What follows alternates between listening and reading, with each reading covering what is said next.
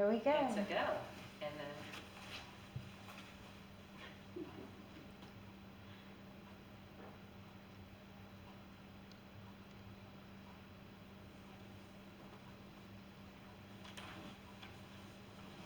welcome to your Care Partners, navigating care for others on WWER 88.1 FM, listener-supported radio. How's it going today? It's going great. This is Marty Ullman, and I'm Jill White, and welcome to our podcast. Yeah. Today, I think our topic is going to be how to find patience when caring for someone. It's real easy to Lose patience. to be tired and snap. And the first thing I want to say is try not to feel guilty. That's the hardest thing. But Those things happen. I think you and I had a conversation about somebody saying something like, is this the first time you've gotten in an argument with your mom or your husband or whatever? Spouse. Those things happen, and sometimes you do end up snapping at each other, and we just don't want anybody walking around carrying guilt for a little snippy situation. Because they do happen in any relationship often, so it's not going to be that much different. You may have some pangs of guilt, but you just have to find a way to push that aside and realize that you're dealing with a really, really tough situation and find ways to cope with it. And patience is probably the hardest thing to find, but it is the one thing that will get you through the journey and make everyone happier. Yeah. So let's just kind of lead into that with one of the reasons why we want to talk about patience is when you're dealing with someone who, both of us are very familiar with Alzheimer's, but there are also other medical conditions, many medical conditions where you might need to be a little bit more patient in situations. With someone with Alzheimer's, though, it takes at the very least, 20, 30, 40 seconds for them to process what you're saying or what you're asking them to do. And so you need to keep that in mind, if you're getting dressed in the morning or getting someone up in the morning, you need to give yourself time or give that person time to process what you said and then be able to answer you back. Yeah, and sometimes depending on the stage, it can be 60 seconds, it could be 90 seconds. So at that point, usually the person that has asked the question or given an instruction has lost patience and has moved on to the next thing. Meanwhile, that person is finally getting to the point where they're going to respond to the first question or command that you gave or request. And it's very, very confusing, and it's hard to find the patience because you're trying to get tasks done, and we always tell folks to sort of switch how you're thinking about it. Don't look at it as a task. Look at it as a small period of time in which you and this person you're caring for are going to get something accomplished. Whether it's getting dressed, having breakfast, getting into the car, all those things are going to come with delays and frustrations. And if you're frustrated, that person you're with is usually going to be picking up your feelings and making them more anxious and less cooperative, perhaps, or just saying, that's it, I'm done and I'm not going anywhere. You're not taking me to the doctor's today. I'm done. Right, because they don't want to deal with someone being impatient with them. Yeah. And another reason why you need to be patient, whether your person, has memory loss or cognitive issues, or whether they have physical issues, is because if they feel rushed, if they feel like they're being an inconvenience, then they will rush themselves, and then that's when accidents happen. Yeah, definitely. They can trip over their own shoes, or they can grab something abruptly and lose their balance. So just know if you're going to make a doctor's appointment, go to church, whatever your social thing is, make sure that you're allowing yourself what might have taken you no time at all to get into the car or get dressed or get a coat on, allow yourself at least 20 to 30 minutes longer. At least, I was gonna Mhm. say, build in that extra time Mhm. around a different, an extra half hour for getting ready, an extra 15, 20 minutes getting in the car, and then time to get out of the car and get into the office. So you really Right. do have to build in a lot of extra time, which is why those doctor's appointments can be an all-day frustrating affair. Yeah. And speaking of doctor's appointments, this generally, Jill has this wonderful card from the Yes. Alzheimer's Association, and it's generally for people with Alzheimer's, but I think it could be used for someone that might have a cognitive impairment of some Mhm. sort, or might have difficulty communicating. Yeah, especially helpful if you're out ordering, at a Food, restaurant. yeah. And you just hand it surreptitiously so the person you're with doesn't feel humiliated or know that you're pointing out that they have an issue. And the card just says, "Thank you for your patience. My companion has a memory impairment disease and may require a few extra moments. Thank you for understanding." So, And that kind of makes me choke up a little bit. yeah. Because there have been times when I've been with a client and I didn't have that card and walking them into a doctor's office, and I am not trying to make receptionists sound bad or anything like that, but they've got a really busy job, and there have been times when I've been with a client and people haven't been respectful to them, and or me with them, like I should be directing them better or Yeah. something like that. Yes. So those of you who work in doctor's offices or nursing homes or whatever, you're a waitress or hostess or whatever your profession is, if you run into someone who seems to be having a little difficulty communicating, or is with someone who is communicating, just please be patient. Yeah. Again, be patient, be nice. And ask them to be patient, whether it be verbally or with a card like that, but call ahead when you're Oh. making appointments, especially to the doctor's offices, because let's face it, those doctors are being paid to see your client, your loved one, whoever it is, and they need to allow the right amount of time, and it helps them to understand the person coming in so that they can automatically say, "Oh yeah, I don't want to push here because it's going to take her a while to respond." And depending on where they're at, also ask the physician, the nurse practitioner, whomever, to direct the questions to the person who is actually their patient, Yeah. if that's possible. Yeah. Not talk about them as though, they're not even in the room. That a lot of people get very upset with, they're bringing their husband to the doctors and the doctor's talking to the wife about the husband as though the husband's not right there listening. Right, and actually that happened with my dad and I. We were blessed in that he did not have any memory issues or anything like that, but he was a pretty sick guy. And so we would go into the doctor's appointments with him just to take notes and stuff, and often we would find that the doctor or the person doing the intake would direct their questions towards us, and then I would just look away Yeah, and not acknowledge them because I wanted them to right. pay Yeah. attention to my dad. So I mean, there's ways to do it without calling them out on it, but just Right. kind of not pay attention to them. And Or you look at your dad Yeah. for the answer. You look Mhm. to him to answer the question they kind of Right. asked of you. right, And that gives them the clue that, guess what?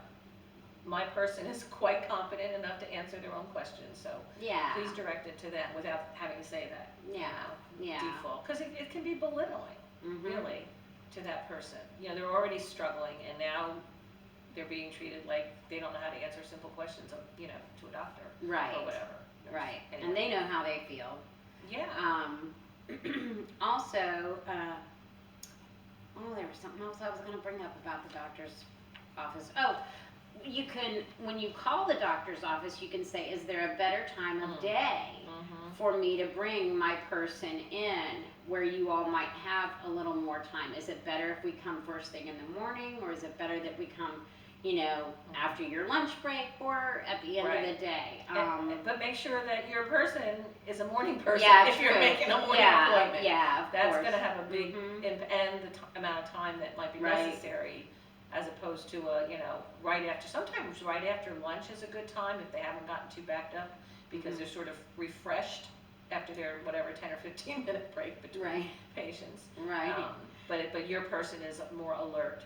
Mhm. Conversely, if they're later stage, then the earlier appointments are better, because that's when your person is probably going to have the most energy, be able Right. to converse or answer questions, especially if they're suffering from sundowners. So it's Right. really an individual, Right. depending on how that individual best responds and reacts. And sundowners is a whole nother topic to That's cover. another podcast. Yeah, that's another podcast, but it is something that occurs in people that have dementia, but it also can occur in people who don't have dementia at a certain age.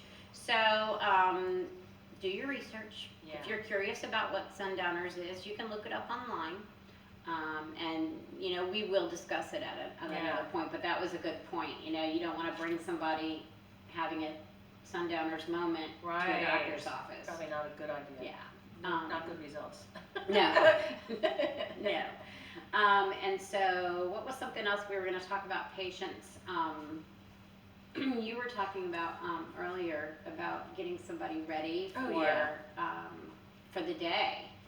Oh yes, one of the things that the staff basically in a community found helpful, and then we of course talk about it for folks that are dealing with people at home, in order to make it easier for them to get dressed, put the entire outfit on a hanger with the outer clothes going on first, and then like the underwear being the last things on the hanger, so it's the first thing that person sees when they're going to be getting dressed. So that may trigger them to realize, without having to think about the order. It's just automatically right there. This goes on first, and this will go on next. There may be oversight needed. Some people are still able to, muscle memory, they can still get themselves dressed. Mm-hmm. Sometimes the shirt may be on backwards or not buttoned right, but I think the thing, again, we've talked about a lot, is don't take away the ability of this person to do for themselves as much as possible. Because once you do it for them, they kind of become helpless, and then it may be more expedient in the short run, but in the long run, anything that they can continue to do for themselves, whether it's dressing, bathing, feeding themselves, whatever that is, it really makes it easier for the caregiver and the partner they're dealing with. Mm-hmm. And I think there was a story from years ago in the memory care household, Sweet Memories. And was it the... Yes. Okay. We have psychic communication. We do have psychic. So Jill and I worked for an organization that had adopted this philosophy of making our community like a person's home. And so the staff and everybody who worked in the building was educated on, we had to be re-educated on how to take care of our residents. To be a household. Yeah, and it was a complete culture change. And one of the things that we did, typically, in a nursing home, typically your breakfast or lunch is brought on a tray, and your silverware's wrapped up, and you've got your straw, and you've got lids you've got to undo. And we realized as we were going through these trainings that this is really overwhelming to somebody who has mild impairment. This is overwhelming to somebody who's in pain, even, or on heavy medication. And so what we did was we actually began to cook in the unit. We were fortunate enough, and I hate that word unit, but we began to cook in our household. Yes. And we were fortunate enough to have a refrigerator and a stove, and we had a steam table that was brought in. And so We had a person who did housekeeping, but she was also a cook. And we had a lady who had to have assistance with eating. So we would feed her. And it was just kind of a thing. We all just assumed that, this person needed help with feeding. And once we started cooking in the household, and we gave people time to smell the food Yep. and look at the food on their plates, and we sat down and had just like a regular meal where the staff sat with the residents. It encouraged this one particular woman who had always For years, many years, been an assisted diner. yeah, had been an assist. Thank you for that word. I love it. Yeah. I will not use that other word. that Yeah, you're I using. know, and it's that's part of the culture. But anyway, so this woman picked up her spoon on her own and began feeding herself. And we all just had a moment. There were probably about 15 of us. I don't know. want to get upset. It was very. Anyway, it was a beautiful moment because we realized that at some point somebody decided that it was more efficient to assist this person with dining rather than just give her the time to do it. Now, there are people who do need assistance with dining. We're not saying everybody, but we realized that somewhere along the line, someone was in a hurry, no someone patience. was in a hurry, Probably. and so that's why it's so important, because what were you saying? You don't want to miss those moments. Right. You don't want to. I mean, you can, again, don't look at it as a task. Don't think of it as, oh, we've got to be done here in 15 minutes. She has to hurry up and eat. There shouldn't be a time frame. You need to plan around it, obviously. Right. But because usually, and that's kind of a miracle story, because typically once someone has not had to do for themselves those certain things, they lose that ability. Right. In this particular case, she retained that muscle memory that somehow got triggered by the smells, by the sights, by the sounds, watching people set the table. So it gave these folks time to process, oh, I'm going to have a meal. And that can also trigger the urge to eat, because quite often people go, they just don't want to eat. Well, because you're just plopping something in front of them without giving them the time for their brain to send messages that I'm going to have a meal and I'm going to be tasting some things. I mean, it's all part of who we are. Those little innocuous things are very, very important to what you're doing. And the team, it was amazing. I mean, It was amazing, and that was just one, one aspect of realizing that things needed to change. Yeah. And for me personally is one of the reasons why I'm doing the podcast, and for you, it's also for caregiver support. But caregivers need to be educated. Yeah. And nobody just says, oh, one day I'm going to be a caregiver. Yeah. It's usually it's not something you've been pining for your whole life. Right. Like, I can't wait until I have to take total care of someone else that I love. Right. But that completely flips our lives upside down. Right. But I think, again, getting back to the patients, if you are aware of it and can build it into everything you're doing, find something else to do during those moments or minutes, so that you're not standing there tapping your foot. Right. Which can happen. Of course it can. Which is why it's important to try to be flexible with the time that you have set aside for whatever activity you're doing. Another story I'd heard from someone else who used to go to different communities doing massages. And this young man was visiting his mom, I believe it was a nursing home, every Sunday, and she did not appear to know who he was, and he was talking to one of the staff while this particular person who was there doing massages, or was there to do massages, overheard him saying, I don't know that I can keep coming to visit her anymore. It's killing me. She doesn't even know I'm here. and it's really, really hard for me. So the massage therapist talked to him briefly and said, asked him if he'd be comfortable doing a hand massage for his mom. She would be giving the directions, you know, because she was doing them with other staff, with other patients and such. And he kind of agreed to do it, even though he was a little uncomfortable with the whole thing. Well, not to drag it out too long, she gave him instructions, or she was giving everyone the instructions, and the first instruction was try to make eye contact if that's possible. If not, that's okay, but talk, explain each step of what you're going to do, take your time, and explain to them what you're going to do so that anyone with cognitive impairment will have the time to process it and understand.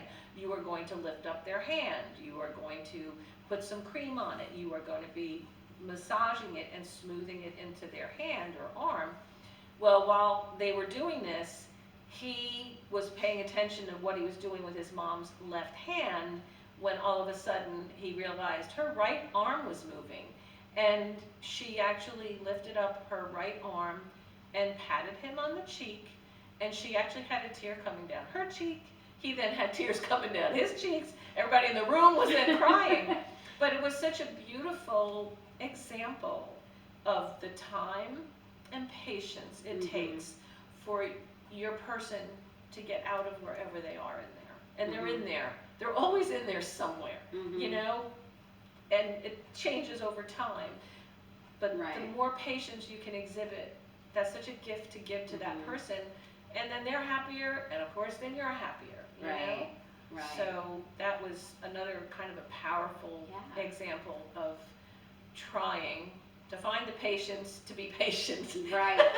And you know, something, it reminded me, triggered something, when I was in school to get my psychiatric nursing assistant certification, the teacher, she was really good, and we practiced on each other, and she talked a lot about telling, like you were saying, that the massage therapist, she said, you know, tell the person what you're doing. You're invading their personal space. You're not meaning to, it's not an aggressive thing, but it can be interpreted that way. They don't know that. Yeah, whether somebody has a cognitive issue or maybe they're just not feeling good that day.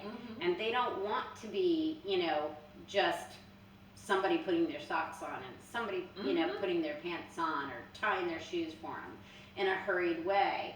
And so she told us to be very methodical, you know, on how we approach them, you know, making eye contact first always. And that's just general, that's what most people do. That's what humans do usually. Yeah, most people do. Humans. But I mean, some of the pain medications people are on can make them kind of loopy.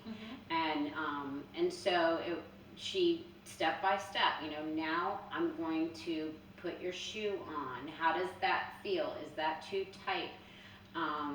And just being able to explain what you're doing normally slows you down. Yeah. So it's just kind of a, you know, yes, you're doing it for the person, but at the same time, doing it for yourself because it makes you slow down if you're explaining everything you're doing. But I don't know if I got off topic or not. No, and it also gives them dignity. Because you're including them in a process of something that is all about them. Right. So by doing it yourself and not talking to them, you're just treating them like, I don't know.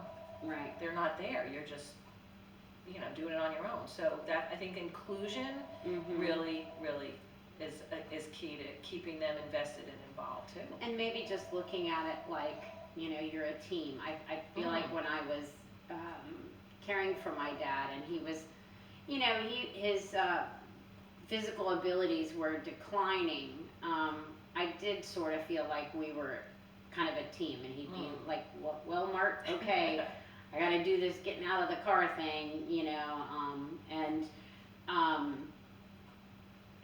just standing by the car and letting him try to get up and get out, and it did take longer. We were fortunate. I'm gonna get off topic a little bit. We were fortunate enough that probably right at the beginning of my dad's care. The hospital that he was going to was a military hospital, and they realized that they needed to do some culture changing, and they actually put a team of doctors and nurses together, and they called them the Silver Team. Oh my goodness, that's wonderful. And so they were all Wow. doctors and nurses that had been trained to deal with older people, Awesome. retirees, and Wow. so we were fortunate in that. So if we were late, we didn't feel Yeah. bad. We walked in and they were, but yeah, I mean, and I'm gonna bring this up too. I had a conversation with my own doctor recently. If you can talk, if you've been going to the same doctor for a long time, or if your parent has been seeing the same physician for a long time, what do you know about, this? Yes. I know, you're a doctor. I'm not Yeah. questioning your abilities, Right. but I want to know, what do you know about Yes. being patient? And, this is a journey we're going on, and you're going with us. I mean, I don't know if a doctor would be insulted or not, but I think it's important to have that conversation. Like, we're trying to have a little bit more patience with mom, because Yeah. she's moving a little bit slower. And if they're going to be part of your team, that's going Yeah. to be important. They Yeah. have to understand that the dynamics have to shift a little bit to allow for the extra time they might need. And again, you can broach the subject when you're setting up the appointments. We're probably going to need some extra time Yeah. because it's taken mom a lot longer now to actually answer questions. And I mean, unfortunately, if you're not feeling that from your doctor, Get another doctor. find another one. And there are doctors, there are gerontologists, there are a lot of nurse practitioners that specialize Yep. in gerontology. Yeah. So, am I saying that right? Mhm. Gerontology. I don't know why I'm questioning it. Jerry who? It didn't sound right. It didn't sound right. Word search. So did we get off topic? Is there something else we Probably. wanted to? Oh, Do we want to do this too or not really? yes. I Okay. want you to tell that. All right, story. so one more patient's story. This one, the punchline is a picture is worth 1,000 words. So again, this is a tale borrowed from someone else in the industry, in the business, that was a caregiver. And this was at a community, I believe, again, it was probably a nursing home. And they were having an activity, and a new person had been brought into the room. They were doing an art project. So this woman was seated at the table. She did not communicate, this woman. She was unable to communicate. So they put the materials in front of her, and we might have talked about this briefly before, but anyway, she didn't move. She didn't touch anything. She just looked at it all, and 5 minutes went by, 10 minutes went by, 15 minutes went by, and the caregiver kind of said to one of the staff, maybe we should remove her from this situation, because it's probably uncomfortable for her. Maybe she's thinking she's expected to do something, she's not able to do it, she doesn't know what it is. Well, they were just about ready to remove her from the table when she picked up her arm and reached for actually the furthest paintbrush. It was even the closest one, and she dipped it in some blue paint and started to draw lines down the page, which at this point they were all high-fiving each other, like, yes, yes, it worked, she's doing it, that's great. Well, again, a long story, even longer, about 45 minutes later, the picture actually had evolved. Those blue lines had little gold dots on them because those gold dots represented windows. Those blue lines were actually buildings, and in the background was like a reddish sky with a beautiful yellow sun. And I have a tiny little, because I took a picture of the actual large picture that she did, but she had grown up and lived and worked in New York, across the street from the park, from Central Park, and she had drawn the buildings.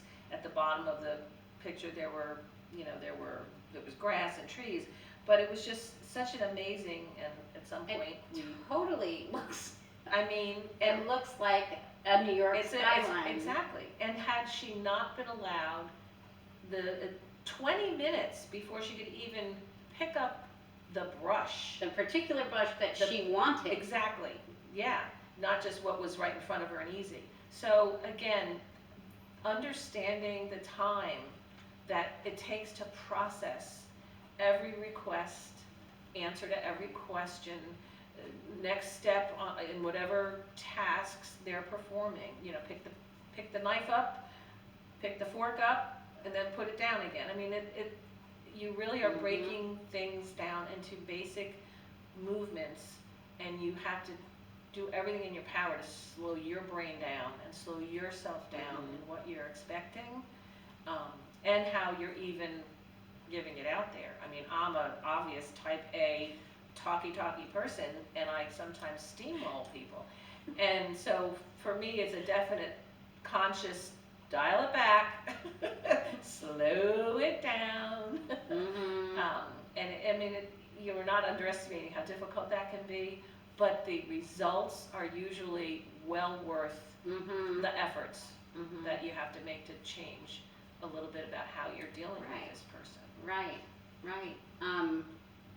That kind of reminds me of another story, but I know we don't have time, so we'll just have to touch on my story later if you remind me. Yes. So there was something else we wanted to bring up. Oh, okay. So let's talk about patients. You're home. You're taking care of your person, and you've just about had it with taking that deep breath, and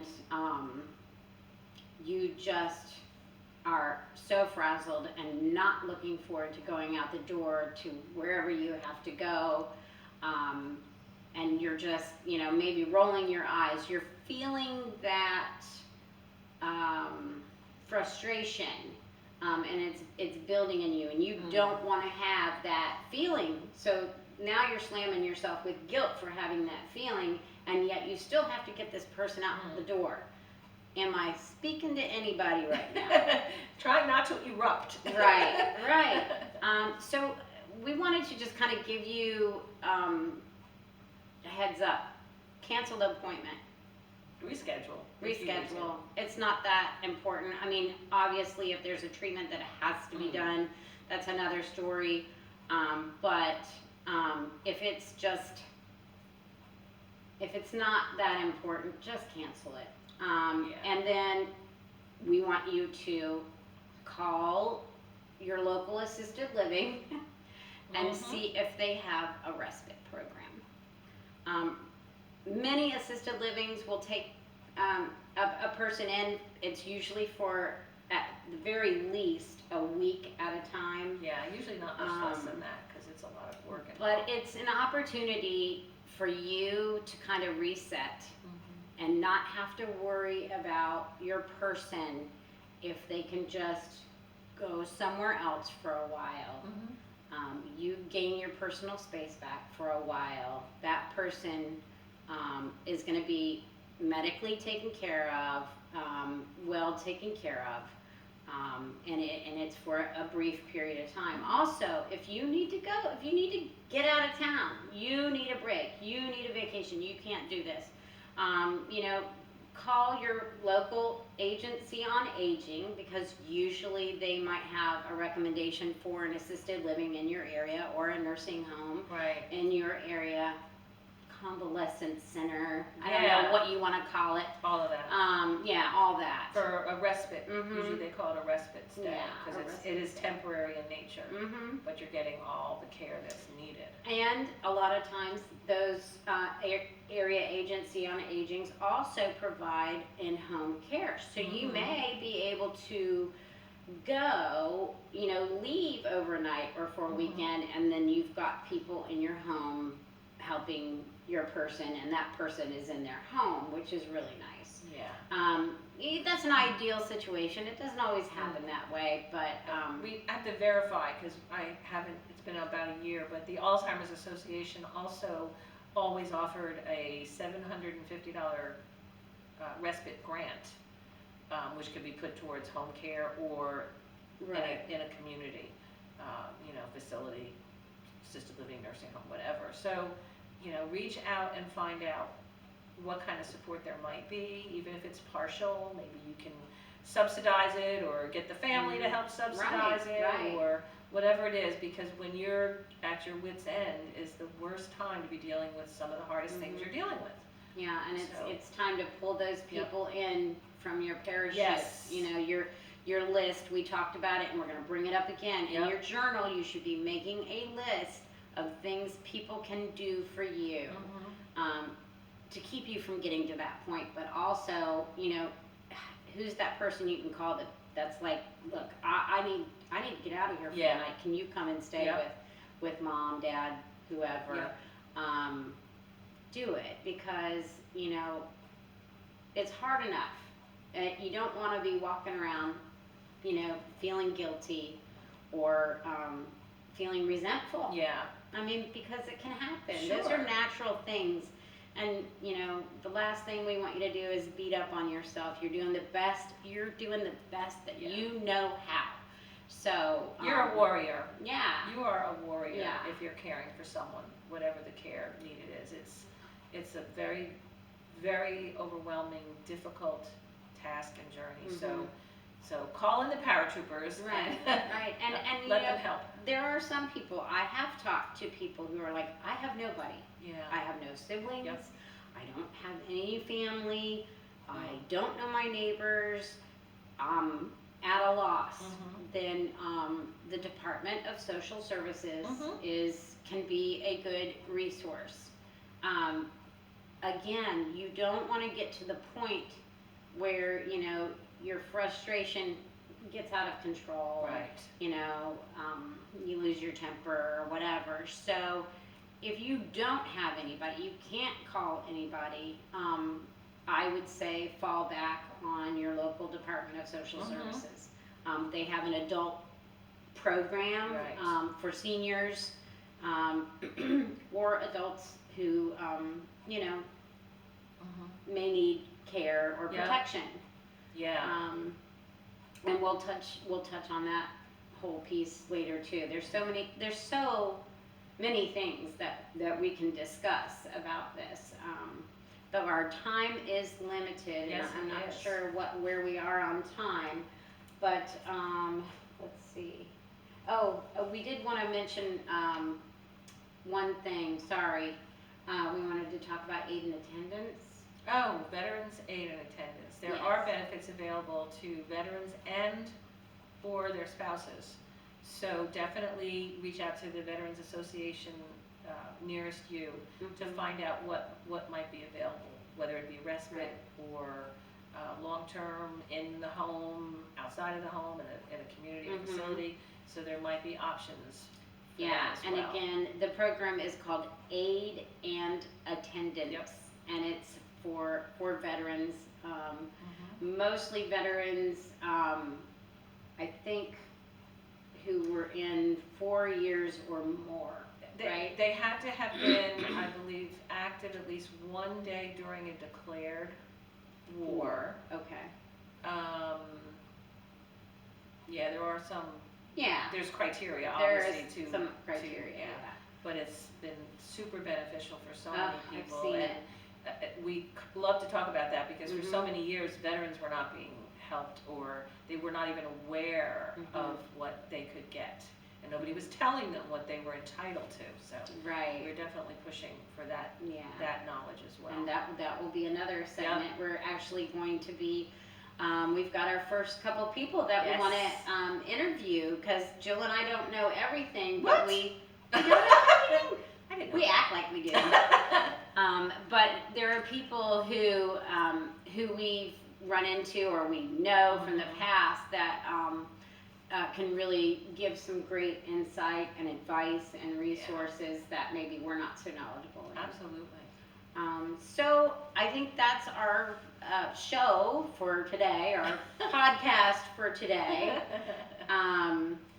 So as we usually wrap it up, if you or someone you know is caring for others, please feel free to share this podcast with them.